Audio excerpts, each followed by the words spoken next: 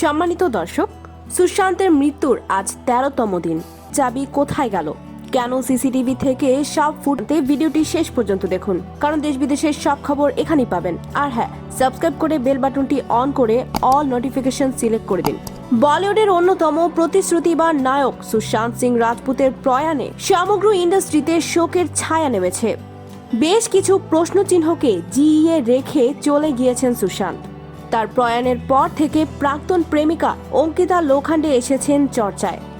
জনপ্রিয় ধারাবাহিক পবিত্র রিস্তায় কাজ করতে করতে সুশান্ত ও অঙ্কিতা কাছাকাছি এসেছিলেন, একে অপরের সঙ্গে বেশ খুশি ছিলেন।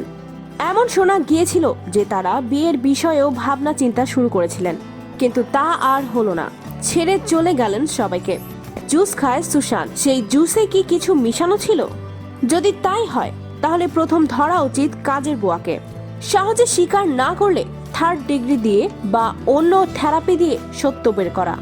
একজন বিষয়ে আরো তথ্য হচ্ছে, সুশান্তের বন্ধু জানান তাদের কাছে আপনারা সুশান্তের ছবি দেখেছেন। প্রথম লোকেই বলে দেয়া যায় এটা হত্যা, আত্মহত্যা নয়।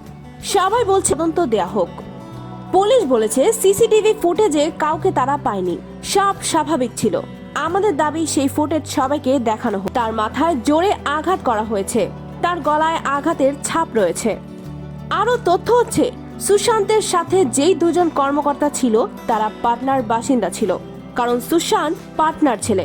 তাই সে আপনাদের কি মনে হয় সুশান্তের তদন্ত নিয়ে? থাকেন অবশ্যই লাইক করবেন, আর অবশ্যই কমেন্ট অ্যান্ড শেয়ার করবেন আপনার বন্ধুদের সাথে, কারণ দেশ বিদেশের সব খবর এখানেই পাবেন। আর হ্যাঁ, সাবস্ক্রাইব করে বেল বাটনটি বাজিয়ে দিতে ভুলবেন না কিন্তু। ধন্যবাদ সবাইকে।